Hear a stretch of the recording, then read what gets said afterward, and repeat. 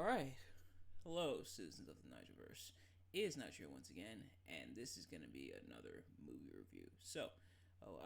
Yesterday was my birthday.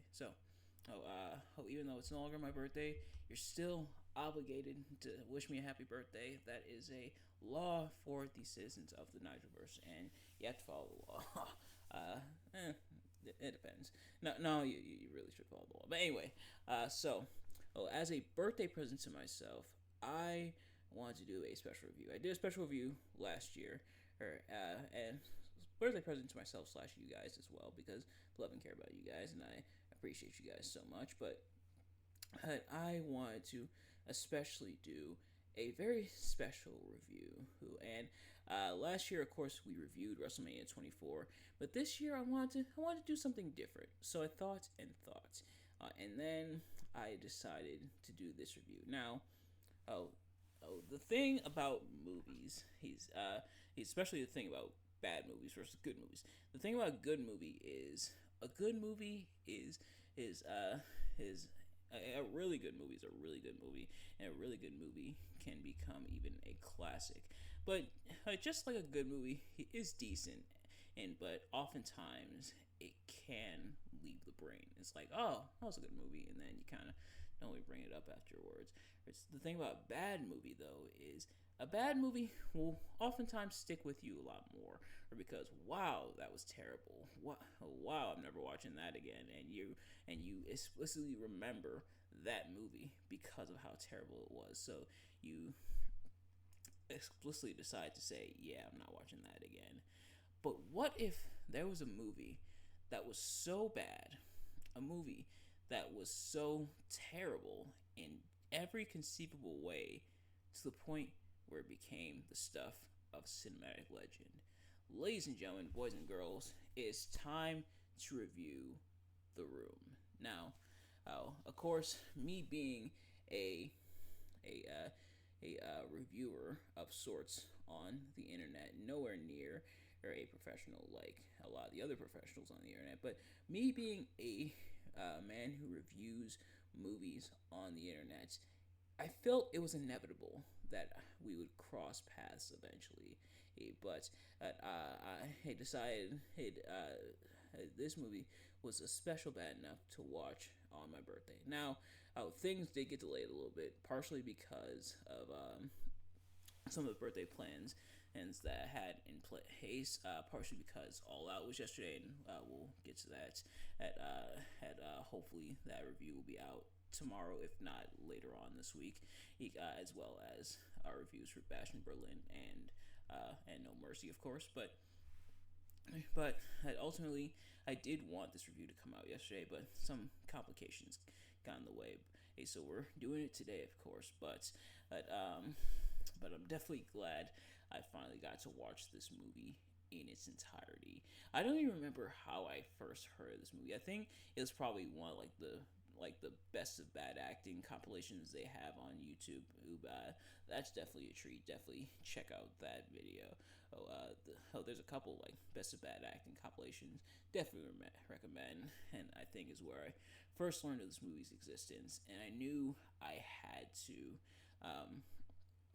I knew I had to watch this movie at some point.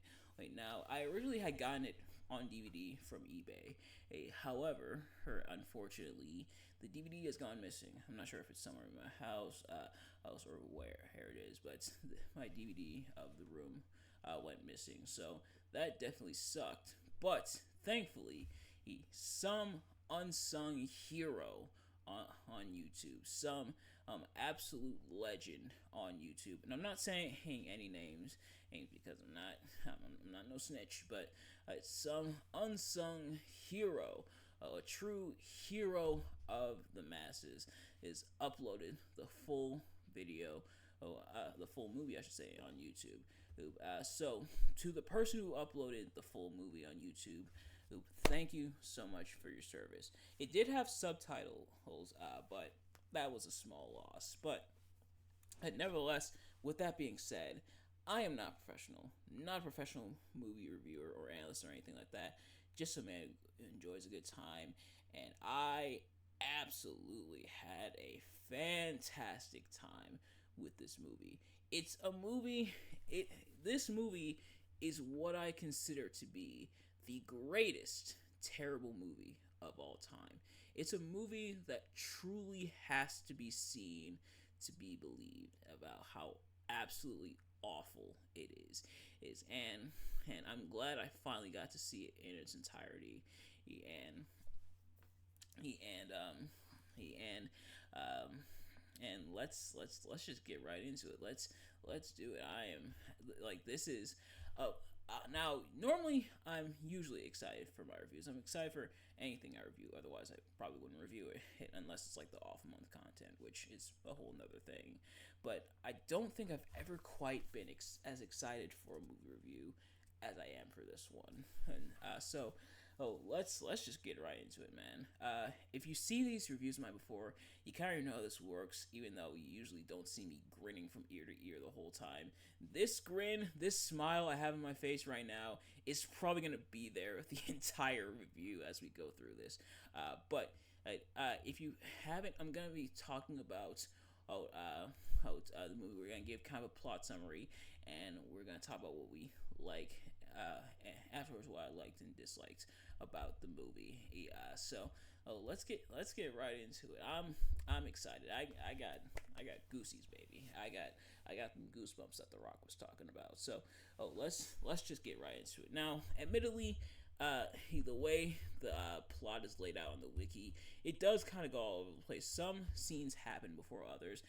I think I am gonna stick with kind of how it is on the wiki here, just for reference in case there's anything I missed. And although I doubt I'm gonna miss a damn thing when it comes to this absolute masterpiece of a movie, it is there just in case. So I'll kind of go in order as to how it's described. Although just do keep in mind some moments do happen kind of after others, and it's more so condensed and in a way that's easy to follow. So let's get right into it. So we start off with Johnny. So Johnny is a banker. He lives in San Francisco. He lives with his fiance Lisa. But unfortunately, Lisa is no longer happy in the relationship. They make love occasionally, and we'll get to that. But they make love occasionally. They do their thing, but ultimately, she's not interested in the relationship anymore. She's not happy with Johnny anymore, or she says she doesn't love him anymore. She even says she doesn't even like him anymore. Which, jeez, that's harsh. That's kind of cold. But because of that, she starts an affair, and she does it with his best friend Mark. They have a secret affair behind Johnny's back, and Johnny eventually and this is one of the parts where I talk about this later in the movie. Later on, Johnny does overhear Lisa confessing to the affair to her mother. So Johnny hides the tape recorder so that he can hear the phone conversations with whoever this is she's hiding. Whoever this is she's having this affair with. Meanwhile, there is Denny. I literally thought it was Danny for a little bit, and the subtitles just messed up. But as I was listening close to the dialogue, and we'll definitely get to that. But I was listening to the dialogue. No, it's Denny, like the restaurant. Denny, who's a college student and who's kind of almost like a son to Johnny. Denny's kind of like. Is kind of like a son, like Johnny financially supports him and everything, but he's also kind of a friend in a way to Johnny and Mark. So almost kind of like Robin in a way, where her Batman and Robin, and technically Batman is Robin's adoptive father, but they sometimes more so have like a friends kind of relationship. But there's Denny, he's financially supported by Johnny. But he does get into a fight with a drug dealer, that being Chris R, which I don't even think they. I think they do say his name in the movie. Admittedly, part of it is a blur, or at least this part is a blur. Yeah. So, Denny gets into a fight, and the robber is brought to the police, and everybody's freaking out, like, oh my god. And admittedly, this also happens later on in the movie as well. Like I said, this plot all over the place, how it's laid out in this article. But Chris R is carried off to the police by Johnny and Mark, and they try to help out Denny with his drug problem and everything, or at least his perceived drug problem, because he's getting into it with this dealer. And Denny does confess that that he kind of has a thing for Lisa, and Johnny kind of like dissuades him, don't worry about it, Denny. He just pursue one of your classmates instead, because Denny also is interested in one of his classmates. So Johnny encourages him instead to go after that classmate, which admittedly is a pretty tame reaction when it comes to that. I imagine a lot more people would probably be a lot less understanding than that. And I'll leave it at that, because admittedly that is a bit of a can of worms when it comes to that. But eventually he in perhaps one of the most iconic scenes, Lisa starts lying on Johnny, saying that he got drunk and became physically abusive. Even though Johnny, he doesn't really drink, he drank the one time, and he and Lisa both became drunk and had their love scene and everything while they were drunk. But she starts claiming he became physically abusive, which leads to one of the classic scenes from this movie, where he comes up on the rooftop all upset about being like, I did not hit her, it's not true, it's BS, I did not hit her, I did not. but eventually he calls up Mark and his friend Pete and his other friend Peter. Johnny has a number of friends, and admittedly it's kind of hard to keep track of times. But Peter kind of plays psychologist, as he's kind of like the I guess in a way wisdom of the friend group. But eventually Mark confesses to Peter that he is having this affair, and that he feels guilty about it. And Peter does seduce Lisa. He does deduce, I should say, that that Mark is talking about Lisa, who's having his affair, and how it's described here in the article is that Mark violently confronts him on the roof's edge, almost to calm down immediately. That's pulling it tamely, because Mark nearly throws Peter off the roof for his comment there, or for deducing it. Which jeez, like that is wow, that escalated quickly, but. But obviously Mark doesn't do that, and he kind of cools down and everything. But then we move into the surprise birthday party, and things are going well for the most part at the surprise party for Johnny. It's his birthday. How ironic! I watched this for my birthday, and Johnny here's having a birthday. But eventually Steven and one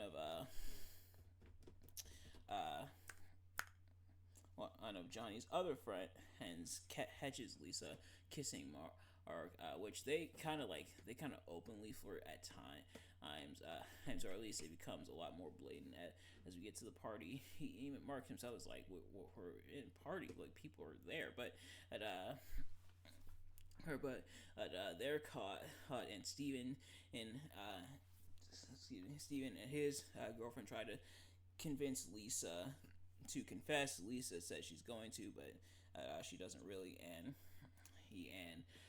Lisa does falsely announce that they're expecting a child, or more so, Lisa tells Johnny, and then Johnny announces it. But it's a lie, just to keep things interesting in between the two. But eventually, he later Lisa and Mark are very open about their affair, which leads to Mark and Johnny having the equivalent of a fight.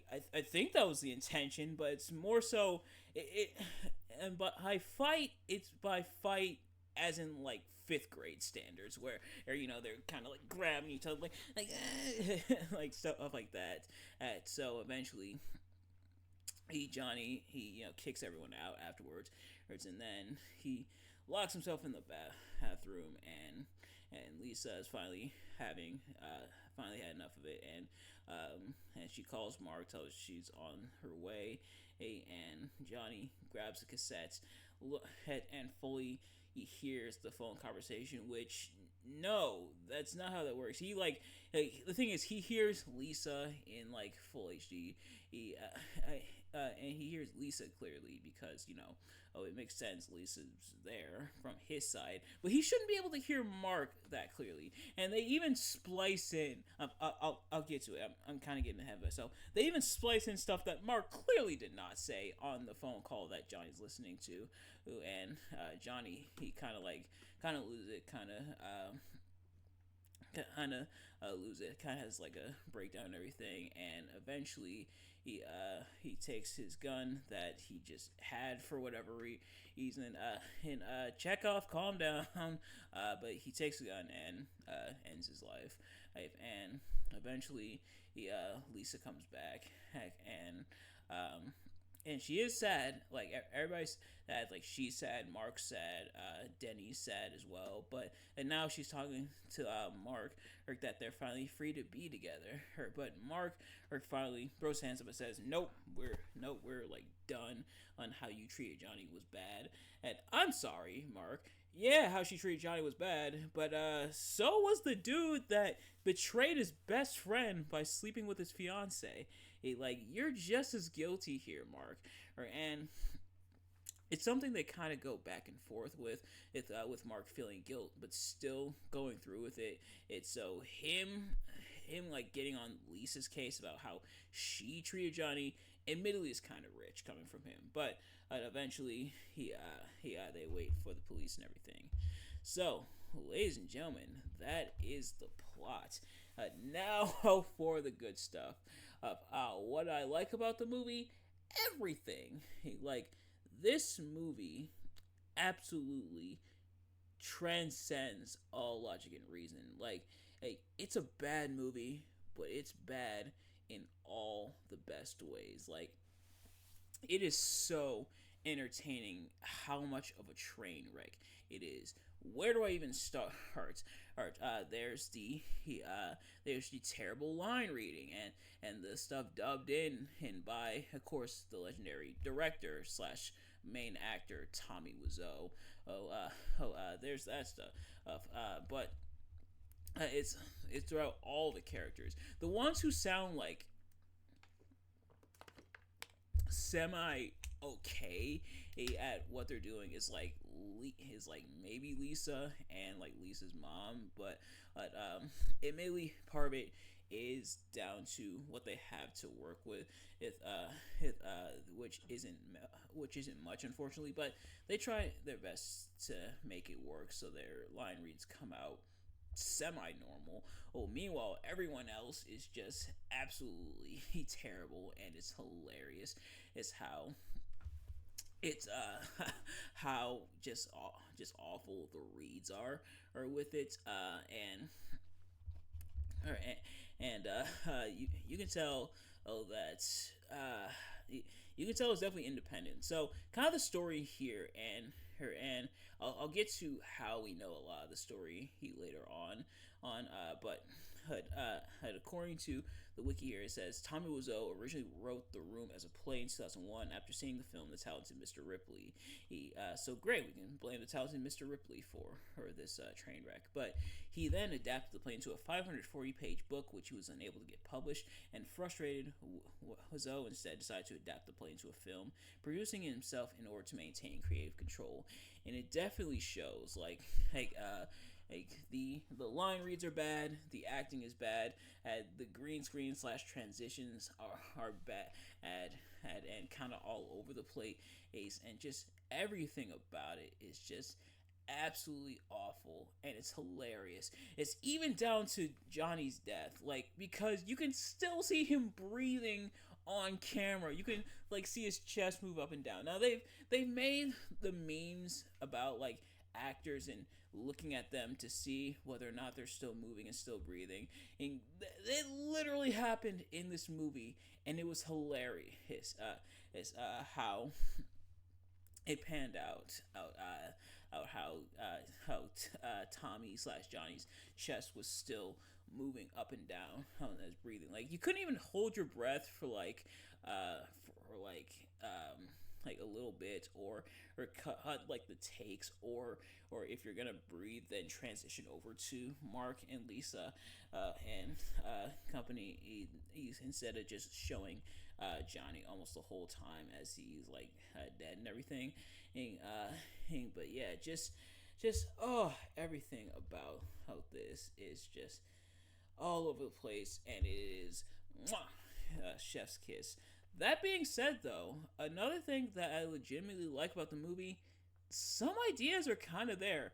Here, in the rubble pile of trash that this movie is, there are some interesting ideas there. Here, an affair, which affairs are bad, of course.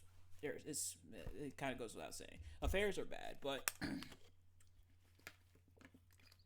like using it for plot does lead to some interest. It leads to some interesting things, and